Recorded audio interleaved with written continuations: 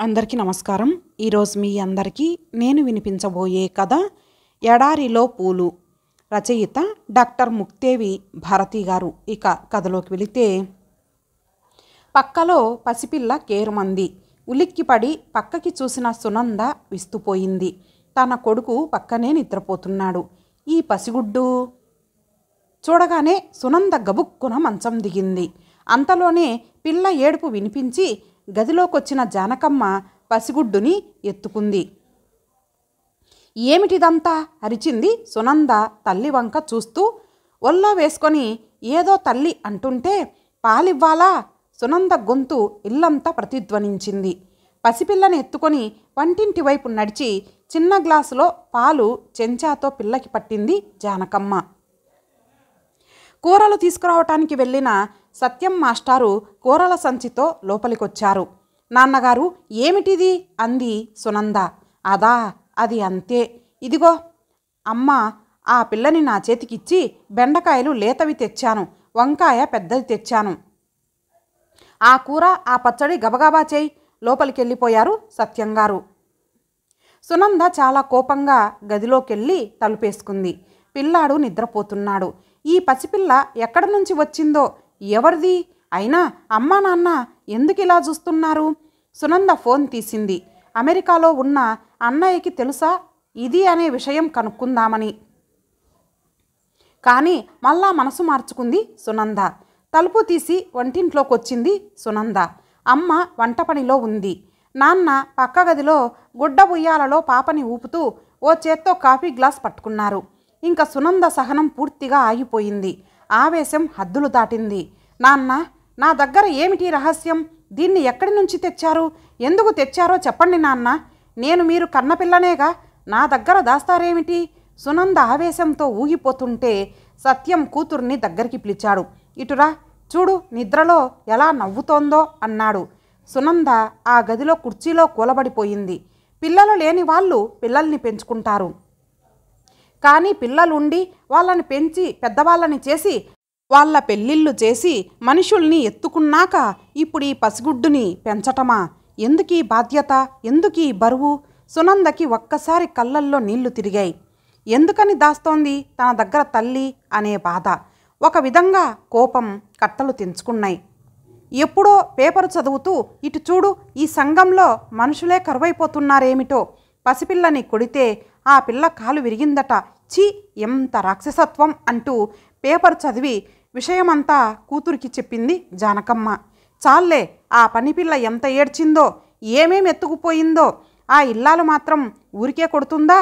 ఈ వంకతో ఆ పనిపిల్ల అమ్మ అయ్యా ఎంత డబ్బు గుంజుతున్నారో పాపం అంది సునంద. జానకమ్మకి ఒళ్ళు మండిపోయింది. పనిపిల్లపై జాలి చూపించకుండా ఆ డబ్బున్న ఇల్లాలి తరపున మాట్లాడతావా? ఎవరినైనా, అందులోనూ పనిపిల్ల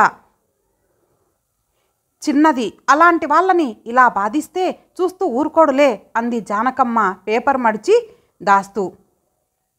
సునంద పక్కున నవ్వి, ఎవరు ఊరుకోరు అంది.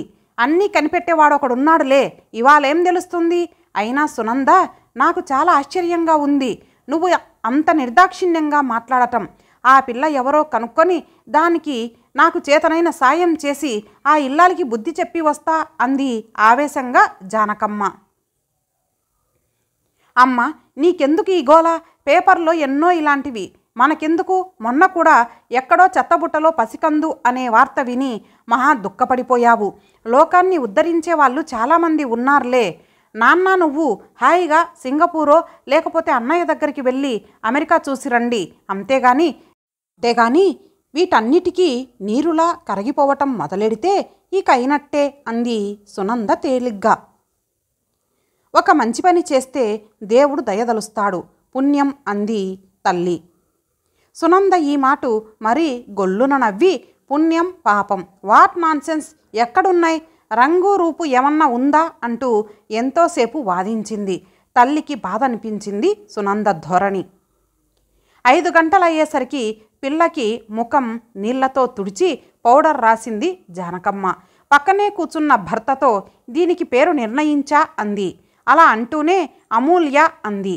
ఆ పసిది బోసినవ్వు నవ్వింది. ఎప్పటి రుణానుబంధమో అనుకుంటూ గుండెలకి హత్తుకుంది పిల్లని జానకమ్మ. దానికి చెప్పవచ్చుగా, అది మనసులో బాధపడితే బాగుంటుందా? అయినా ఇంకో వారం రోజుల్లో అది దానింటికి వెళ్ళిపోతుంది. నీ పద్ధతి నాకు బాగోలేదు, నన్ను నోరెత్తనీయవు. నిజమే, అది మనం కన్నపిల్లేనా? అసలు దాంతో కూడా సంప్రదించే ఈ పని చేస్తే బాగుండేది అన్నాడు రామారావు, జానకి భర్త. జానకి చిన్నగా నవ్వి ఏదో రహస్యం చెప్తున్నట్టు గొంతు తగ్గించి, ఎందుకు చెప్పనండి, సునంద మన బంగారు తల్లి కాదు. ఇప్పుడే విషయం తెలిసిపోతే అది మహాకాళి అవతారం ఎత్తుతుంది. ఈ పసిగుడ్డును వెంటనే వదిలేసి రమ్మని చాలా గోల చేస్తుంది. చెప్తా సమయం చూసి చెప్తా, మీరేమి బెంగపడకండి అంది అనునయిస్తూ జానకి. ఒకరికిచ్చిన మాట తప్పే మనిషిని కాను నేను అంది గట్టిగా.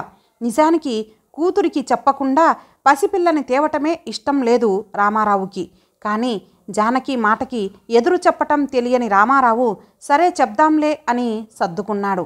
తెల్లారగానే సునంద తల్లితో అంది, మమ్మీ సాయంత్రం ఫ్లైట్లో వెళ్ళిపోతున్నా, మీ అల్లుడొచ్చేశారు బెంగళూరు అంది సీరియస్గా. జానకి నవ్వి, లేడికి లేచిందే పరుగు అంటే ఇదే. మంచి రోజు చూసి చీర పసుపు కుంకుమ పెట్టి చలివిడి చేసి పెట్టి పంపుతాను. సాయంత్రం వెళ్ళిపోతానంటావేమిటి అంది పూలమాల తన సిగలో తురుముకొని కూతురికి కూడా ఇచ్చింది. ఐ హేట్, ఇలా తల్లో పూలు పెట్టుకోవటం నాకు ఇష్టం లేదు అంటూ బల్ల మీద ఆ పూలమాల పడేసింది సునంద. మంచి రోజు చూసి నాన్నగారు వచ్చి దింపుతారు నిన్ను అంది సిగలో పిన్నులు సరిచేసుకుంటూ జానకి. నాకు ఈ పిచ్చి చాదస్తాలు లేవు. I don't believe all this. అన్నీ మంచి రోజులే అంది మొండిగా సునంద. అంత కోపమైతే ఎలాగ తల్లి, 2 రోజులాగు, అన్నీ అమ్మ చెప్తుంది అన్నాడు తండ్రి బతిమాలుతూ. అక్కర్లేదు డాడీ, నేను ఆడపిల్లని. ఒకసారి పెళ్ళై వెళ్ళిపోయాక నేను కన్న తల్లిదండ్రులకి కూడా బయటదాన్నే అంది సునంద. సరేలే, దీన్నెత్తుకో అంటూ ఉయ్యాల్లో ఉన్న పిల్లని తీసి సునంద ఒళ్ళో పెట్టింది జానకమ్మ. అప్రయత్నంగా గుండెలకి హత్తుకుంది సునంద. అమ్మ మీద కోపం కానీ పసిపిల్ల మీద నాకేం కోపం అంది తల్లి వంక చూసి. నే చెప్తున్నది అదే అంటూ క్యాలెండర్ చూస్తూ, దశమి బుధవారం బాగుంది, వెళ్దువు కానీ అతను వచ్చాక. ఇంట్లో నీవు లేకపోతే ఇబ్బంది పడతాడు అంది. భర్తకి ఎలా చెప్పాలో ఈ విషయమని సతమతమవుతూ, అమ్మకి ఈ ఆలోచన ఎందుకొచ్చింది? ఈ పిల్లని ఎక్కడి నుంచి తెచ్చింది? అన్నయ్యకి తెలిస్తే బాధపడడా? ఏమిటో సునందకి మరలా తల్లి మీద పీకల దాకా కోపం వచ్చింది. తన దగ్గర అంత రహస్యంగా దాస్తుంటే నాన్నైనా నోర్విప్పి చెప్పకపోతే తనకేల పట్టింది? ఏమన్నా చేసుకొని. సునంద క్షణాల్లో బయటకు నడిచింది బ్యాగ్ భుజాన వేసుకొని. బయలుదేరే ముందు బెంగళూరులో భర్తతో మాట్లాడింది. జానకమ్మ భర్త ఏదో మాట్లాడుకుంటున్నారు రహస్యంగా. చెప్పరాదటే బతిమలాడాడు రామారావు. మీకు తెలియదు, ఊరుకోండి. చెప్పేస్తే దీన్ని రోడ్డు మీద విసిరేస్తుంది. అది మన పిల్లే అయినా దానికి ఇలాంటివి నచ్చవు. దాని ఆలోచనలన్నీ అది భర్త పిల్లాడు అంతే. నన్ను విసిగించకండి, నేను చేస్తున్న పని గొప్పదే. సునందకి చెప్తా. ఎందుకు చెప్పను అంది జానకమ్మ కాఫీ తాగుతూ. సునంద చాలా ఉత్సాహంగా వచ్చింది. సాయంత్రం వెళ్ళిపోతున్నా, శివ ఎయిర్పోర్ట్కి వస్తాడు అంటూ లోపలికి వెళ్ళి బ్యాగు సర్దుకుంటూ ఉంటే తండ్రికి కూతురు పద్ధతి నచ్చలేదు. తల్లికి కోపం వచ్చింది. కానీ దాని భర్త దగ్గరికి అది వెళ్తుంటే మనకీ మంచిదేలే అనుకుంది తల్లి మనసులో. డైనింగ్ టేబుల్ దగ్గర కూర్చొని కబుర్లు చెప్పుకుంటూ కాఫీ తాగుతున్నారు సునంద, శివ. నేను విషయం చెప్తా, మీరు ఆశ్చర్యపోతారు.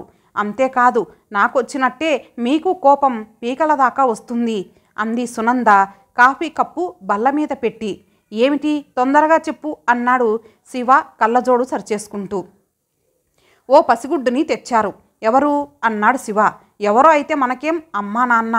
ఏమిటి, పసిపిల్లని ఈ వయసులో పెంచుతారా? అదే కదండి నేను మొత్తుకునేది. మా అమ్మ అదేదో గొప్ప సంఘసేవ చేశాననుకోవడం, మా నాన్న ఆవిడ మాటకు ఎదురు చెప్పకుండా చేతులు కట్టుకొని నించోవటమును. ఏమిటిదంతా? నేను మాట్లాడతానుండు. ఆ పిల్లని వెంటనే అనాథ శరణాలయంలో దింపిరమ్మంట. నా మాట వినంది మీ మాట వింటారా? అంతే వాళ్ళ కర్మ, అనుభవించనీయండి అంటూ ఫోన్ మోగుతుంటే తీయడానికి వెళ్ళింది. శివ మనసులో చాలా సంతోషమైంది ఆ క్షణం. ఎలాగైనా సునందని ఒప్పించి ఆ పసిపిల్లని ఇక్కడికి తెచ్చేయాలి. శివ కళ్ళల్లో నీళ్లు తిరిగాయి.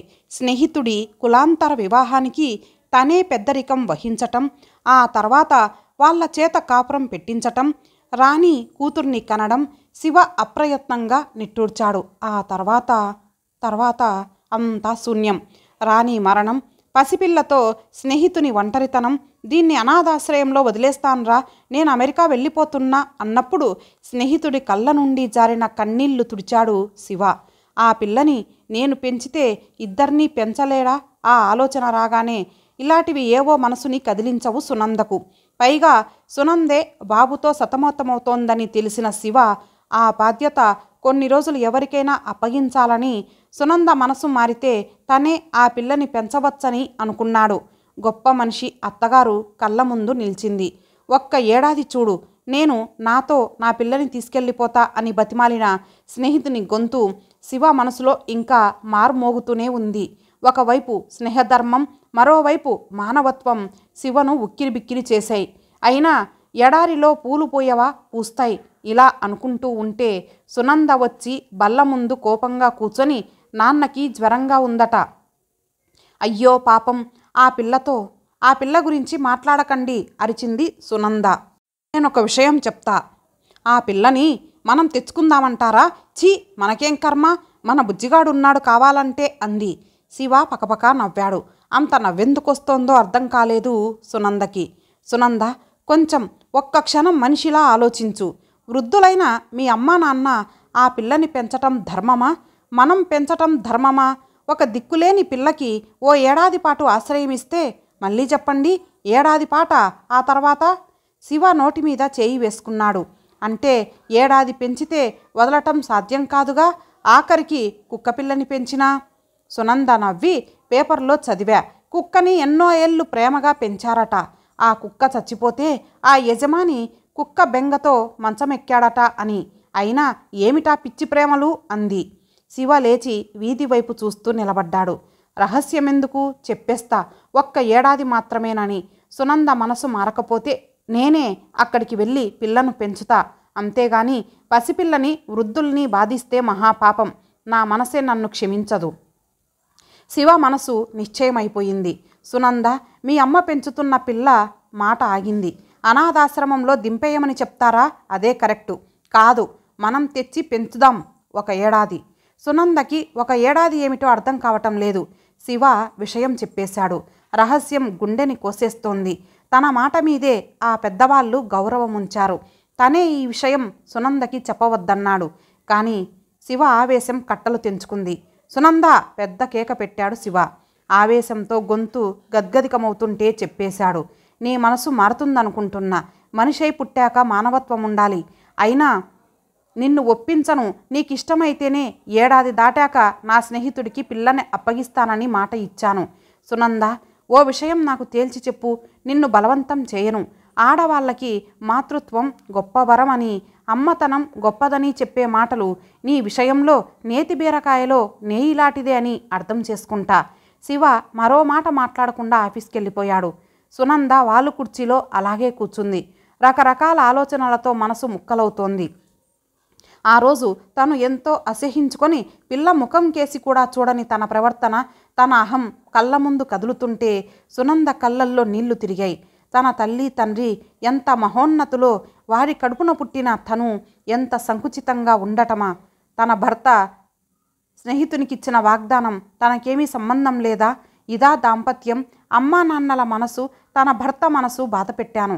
పాపం పుణ్యం తెలియని ఆ పసిబిడ్డ సునంద మనసు నిండా ఆవేదన. తన అమానుషత్వం తనని వెక్కిరిస్తోందన్న భావం నిలువునా కుదిపేసింది. పమిటతో కన్నీళ్లు తుడుచుకుంది. ఎదురుగా బొమ్మలతో ఆడుకుంటున్నాడు బుజ్జిగాడు. వీడికో చెల్లెలు. సునంద మనసు ఆనందంతో పొంగి పొర్లింది. ప్రక్షాళనమంటే ఇదేనేమో. సునంద ఎదురుగా గోడకున్న కృష్ణుని పటానికి నమస్కరించింది. ఫోన్ దగ్గరికి నడిచింది. హలో, నేను. ఫ్లైట్ టికెట్ బుక్ చేయండి. పాపని తెచ్చుకుందాం. ఎడారిలో పూలు పూస్తాయని నాకు నమ్మకం ఉంది సునంద. శివ గొంతులో ఆనందపు విరిజల్లు. శివ మాటలు అర్థమయ్యాయి సునందకి. పెదాలపై చిరునవ్వు వెన్నెల విరిసింది.